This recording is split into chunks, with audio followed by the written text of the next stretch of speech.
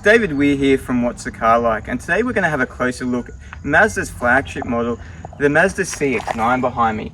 This is the somewhat midlife facelifted CX-9, so this is a 2021 model. In my review, what we're going to do is we're going to have a look around the outside of the Mazda first of all, then we're going to go inside, take a look at the interior, take a look at the space inside the car, and then we'll go for a drive and I'll talk about how it is like to drive. And if you do like my videos, please subscribe by pressing the subscribe button below. So this model CX-9 is called the CX-9 Sport. This is their base entry-level model, which starts at around $46,000 here. This particular color is called the Deep Crystal Mica Blue color.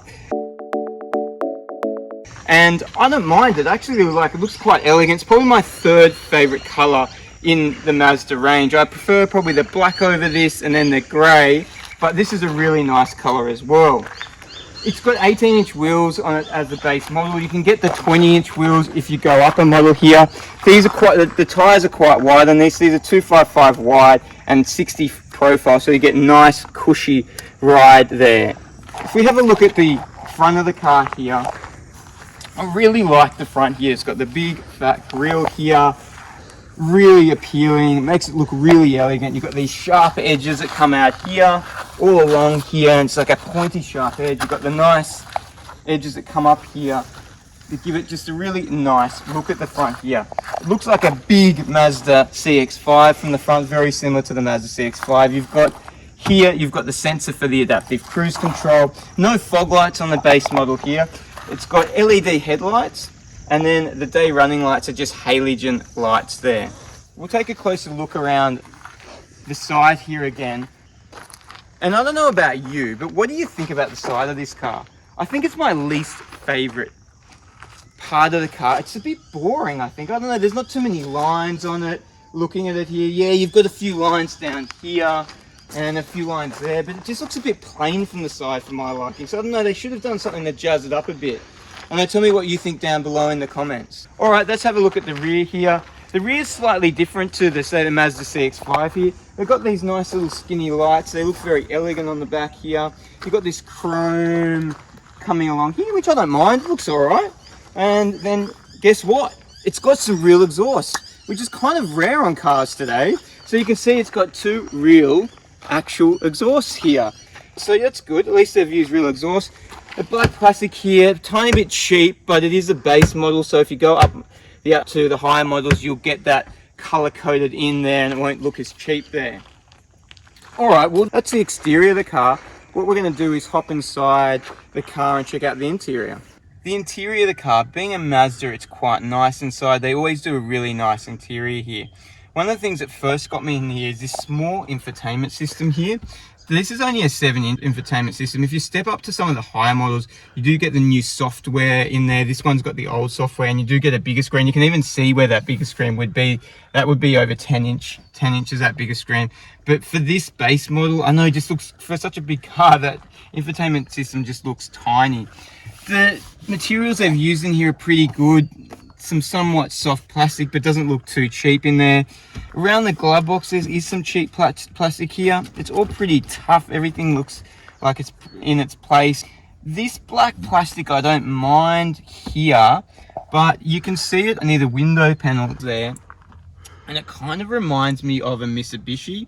Those that have been in a Mitsubishi will know what I'm talking about, but it's got this black shiny plastic, so I'm not sure about it around the windows there. I don't mind it here, and you got the nice chrome touch there. The gear stick's nice, a nice feel. What you control your infotainment system switches down here. So this is a touch screen. On the higher models with the new software, you won't get the touch screen, but you can still control this as a touch screen or with this button down here. Got your volume button. This has got an electric handbrake here. You got your auto hold. You can control here. There's either a sports mode or just a normal mode in here. Tiptronic on the right here. And then you've got a whole heap of different buttons on the steering wheel here. So you've got your volume button, your seat button there. You can answer the phone there. You control the adaptive cruise control by all these buttons here.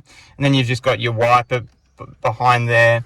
And then you've also got your blinker stalk there. This doesn't have any Tiptronic, but the models higher than this will have Tiptronic. This does also have heads-up display, full remote windows as you would expect. You can fold the mirrors as well down here. You've got your buttons up here for your traction control and for your i-stop and for your lane assist that you can turn on or off. And then just some cup holders here. You've got USB ports down here. It doesn't have any micro USB ports, which is a bit annoying, especially as most of the new devices these days do use a micro USB port. So I was a bit surprised that they didn't decide to put any micro USB ports in there. And then you've got an SD slot there, auxiliary plug there as well. Mazda's decided to stick with the analog gauges here, or at least most of the analog gauges here. So you can see on the far left you've got your tachometer there. Also just in the tachometer there's a little window showing you what gear you're in. In the middle there you've got your speedo, and then on the right there you've got the DIS system, which has got a few different information there. You can see at the moment it's just showing your fuel, and then how much fuel I've got left, and then the kilometers the car's got, temperature, and then obviously current trip settings. You can flick between the different information. I've got a B trip here, just tells you when I'm due for a service on this car. It's your lane assist, just how much range I've got before the car runs out of fuel. And then yes, back to the trip information there. Fairly basic, nothing special there. And then we can see that steering wheel, which is not too bad. It's pretty much the same sort of steering wheel that you get in the Mazda CX-9.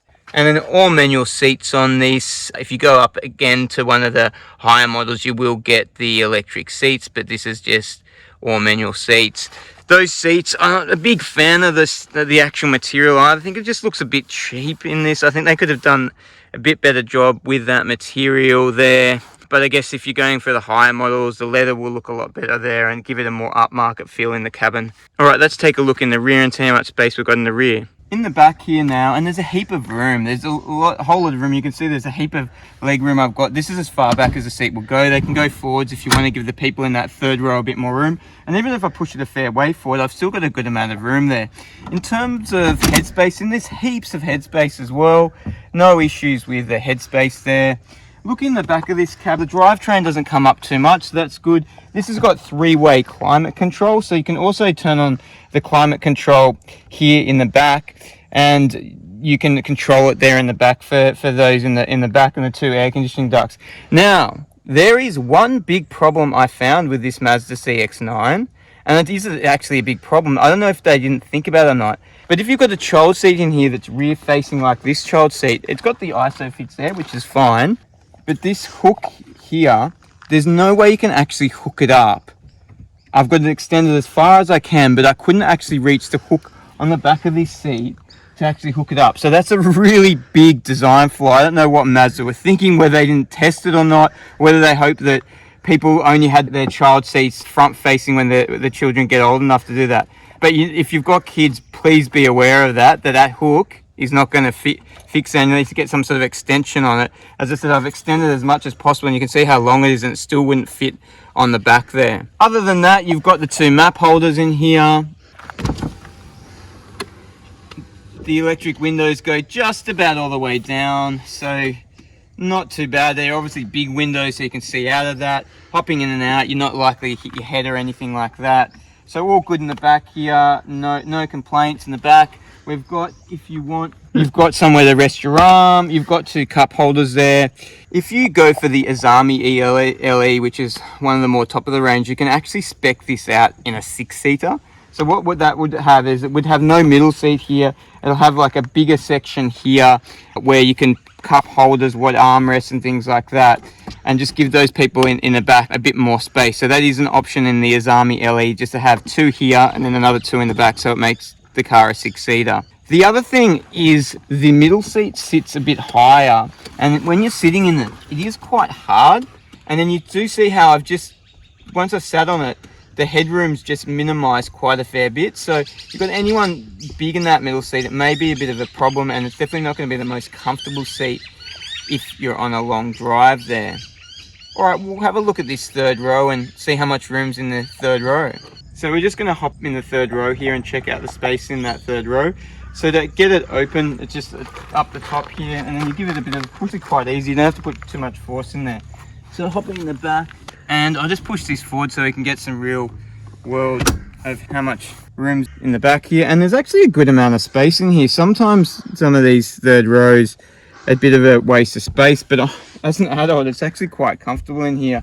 That seat's not all the way back, but it's not far from being all the way back, but it still gives a good amount of space for the people in that second row there. So you can see that they've still got a good amount of space there. You've got cup holders and some storage compartments here for in the back. And I'd say, unless you're about 6'4", you'd probably get away. I'm just under 6 foot, and I've still got a bit of headroom there. So you could probably get away with getting someone in here who's just probably about anything over 6'4", you might start to be a bit cramped in here. But yeah, I'm quite impressed with that third row. It is actually fairly useful. All right, let's go take a look at their boot space. So the boot space, we've got the third row up at the moment, and I can still fit in there, which is quite good. It's actually got 230 litres with the third row up there, so you can still fit a few suitcases in there. So I'm just going to take the third row down now. So you've got to pull this little handle here. We'll pop that down there, and then we just push it. It's quite easy. We'll do that with the other one. And then you can see there you get a massive amount of room there. It's actually 810 litres that you get in the back there, so a heap of space in there. In the back here you've got some 12-volt sockets there if you want to put any net or anything there. We'll have a look under here, see what's under if they've got a spare tire in here. Yes, they do. That's what looks like, it is a temporary tire, but still the full 18 inches. It's a 17-inch tire on this, but it still is a spare tire. There's no puncture kit or anything like that, and you've got a tiny bit of space if you're really desperate for space to store stuff underneath that spare tire there. But yeah, a good amount of room in the boot space here, so definitely more than enough room to carry all your luggage there. Being the base model here, it is a manual close. You can see up there would probably be the button for the higher levels to do the automatic close, but this is just manual. It's not too heavy, the boot. Sounds alright, no weird noises when you're closing it or anything. So we'll jump in the car now and we'll take it for a drive and we'll see what it's like to drive. So in the Mazda, driving it now, and it took me a while to get comfortable in this car. Had to make quite a few adjustments to the seats, and this has got a heads-up display in, and I also had to go into the infotainment system and play around with that till I got it to a height that was right there. But now I'm somewhat comfortable in it. In terms of visually around the cabin, there's no real blind spots in that rear 3/4 panel as usually in SUVs. There is a tiny bit of a blind spot there, but these mirrors more than take care of that there, so no issues visually. You sit quite nice above the road, getting a good visual outside there. How this car rides on the road, it's super smooth. I'm really impressed with how smooth it is on the road. It's probably one of the smoothest cars I've driven before. The only thing that lets it down and just takes a bit away from that premium feel is the engine. You can hear it now. It's too noisy for this type of car. You just always hear it in the background there, and it just takes away from that peaceful, smooth sort of ride there. The sound deadening, they could have done a tiny bit better with. They've done a good job, but it's just not up to the same standards as a European. There's still a bit of noise that you hear in the cabin, a bit of tire noise, a tiny bit of wind noise, but that's probably just me being picky. In terms of the buttons, everything's fairly easy to find. There's only some weird things that I couldn't find. One of them was this locks itself when you're driving, as do a lot of cars, but there's no actual button around where you'd normally expect to see it around here near the window buttons to unlock it. The only way that I've figured out how to unlock it is if you unlock the main door here, it unlocks all the other doors there. When you're stopped and trying to let someone in the car and you're not used to it, you're kind of looking where to do it, and I said the only way I could figure out to do it is unlock here. Another one of the buttons that was kind of funny was this info button here. It's sort of in between the track button. If you listen to a radio station or something like that, and it's easy to bump one of these buttons here, and then it takes you right to the top of the list, which is just annoying. The engine in this, I spoke about it being noisy, and when I got in this, I was expecting it to be a bit underpowered, but I was actually surprised at how the engine actually goes in this car. This has got a 2.5 litre 4-cylinder turbo engine, which you can also find in some of the top of the range CX-5s. And it's got 170 kilowatts and 422 newton meters of torque, which is a fair amount of torque. And you can feel driving along the car that there's never a need to sort of really put the accelerator down and get it going. Just a bit of a tap of the accelerator and you're going. So besides it being a noisy engine, outside of that, I do like this engine, and it's paired quite nicely with this car. They've just got to figure out a way to make it a bit quieter.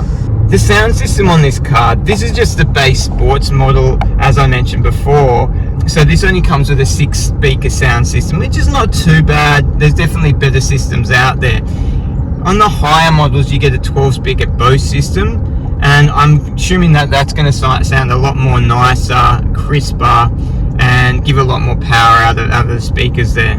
The brakes on this car, the brakes are pretty good as well. They stop the car quite nicely. You can see I don't have to push it too down. When I drove the Mazda CX-9, what I found is that you really have to push the brakes down for them to stop, but this is good. You just have to tap it slightly and it'll stop the car. The technology in this car, Mazda give you a heap of technology standard without having to tick the options box as you would with the Europeans. So standard, you get the adaptive cruise control, and that system is really good on this car. It actually is really easy to turn on. You can go in 1 kilometer increments and it holds the speed quite nicely. Also, sometimes I find these systems, they put you too far away, even at the lowest setting, from the car in front of it. But this actually gives you a nice distance from the car in front when you're on that lowest setting. So I was quite impressed with that adaptive cruise control system in this. Other technology is your blind spot assist, your traffic alert, your lane assist, and that's quite good. That's not too intrusive either. This doesn't have front sensors, it's got rear parking sensors, and then it's also got a rear camera as well. And then you get things like traction control, as you'd expect. The gearbox in this is just a torque converter 6-speed gearbox, and it's pretty smooth. It's not as smooth as the dual clutch gearbox, but it's barely noticeable. The fuel consumption on this, so Mazda say this is a combined 9 litres per 100 kilometers. Since I've been driving it, I've been driving most of my driving on the highway. It's showing me 8.2 litres per 100 kilometers at the moment, which is okay. But I think if you're driving around the city, you're going to more likely get around the 10s, maybe even up to 12. So it's definitely not the most fuel efficient car, but again, it is quite a big car. And I guess you got to expect that it's going to chew a tiny bit of fuel. The steering on this, it's weighted really well. It's not too heavy, it's not too light. And they've done a really good job of it actually getting good feedback as a driver. It also helps with the handling. Now the handling on this isn't very good at all, and I found it rolls a lot around the turns. It does start to flatten itself up a bit on the initial roll. I know it is a big car, but I just thought the handling could be a tiny bit better. I guess they've sort of sacrificed that so it's a lot more smoother on the road. But that steering definitely does help the handling. So if you're going around the roundabout like I am now, you can see it. I don't know if you can notice it. There's got a big lean to it, but then the steering's really quick and it will help flatten out the car a bit, and then give it a bit of a better sense of handling there. So they've done well with the steering, not so well with the handling of the car, in my opinion. So the acceleration of this car, we're just actually going to test it now. So I'm just going to stop. This doesn't have any Tiptronic on it. It's got Tiptronic here, so we're going to put it in the manual mode. I'm also going to put it into, it's got a sports or normal mode. So I'm going to put in the sports mode now. I'm going to put my foot on the accelerator. It does let me rev it up a bit, actually, if it's 3. Ooh, because it's front wheel drive, it just bogged down there a lot, actually, just because of the power. It feels alright, actually. Yeah, it's not too bad, actually, the acceleration in the car. It bogged down a bit there at the start, probably gave it a bit too much revs, but when it gets going, it's not too bad. It's Mazda say it's 7.6. I don't know if it feels like 7.6. It feels a bit slower than 7.6, but it still feels alright, and it seems to have enough power in it just for a family car. You don't need too much more power. The turning circle in this is okay, actually. I thought being a big car, because to maneuver it does feel like a big car, it wouldn't be so great, but it's actually 11.8 meter turning circle, so that's not too bad. What do I think about this car? Well, first of all, we'll start it with the things I didn't like too much in the car. I think this car's a bit boring to drive. just driving around every day, it just doesn't give you too much excitement. I haven't ever felt quite excited in this. It's just a bit plain at times. The handling also, I mentioned before, has a bit more body roll than I kind of expect from a modern car. It is big, but still I just thought it could be a bit better. And then there's that noise that the engine makes, which just takes away from the refinement, and all that to do is probably put a bigger muffler or something like that, just to muffle the sound a bit more and make it a bit more quieter in the cabin. But to the things I do like about this car, the looks, I really like the looks of it, especially from the front there. It really does have sharp, elegant looking looks and does make it look very upmarket. The cabin in this, it is a nice area to be in. I do like it. Besides just that small screen, which I think they should have gone bigger because it's quite small for this size car. But obviously in the models higher than this, you will get the bigger screen and will start to look a bit more upmarket. I really like the steering as well on this car. I think they've done a really good job of the way they've weighted it, and you do get a good amount of feedback, and it does feel like you're driving it as a driver. Would I go out and buy this? Well, this is probably not my type of car to go out and buy. It's definitely, if you're in the market for this type of car, it's definitely something that you should think about. There's obviously a few others that you'd be looking at. I guess the Toyota Kluger, the Kia Sorento, the Hyundai Santa Fe. So obviously take a look at them, see what you think about it. I do actually prefer the Mazda CX-9, which is a different type of car, over this. I have done a review of that. If you're interested to see, just click above. You'll see the link to that review. So take a look at that if you're deciding that maybe you don't need something as big as the CX-9, because, you know, I did like that CX-5 and thought it was a bit of a nicer car to drive. It is in some respects. But yeah, no, thanks for watching the review today. Hopefully it was helpful to those that are looking at buying this car. And if you did like the video, please subscribe by pressing the subscribe button below.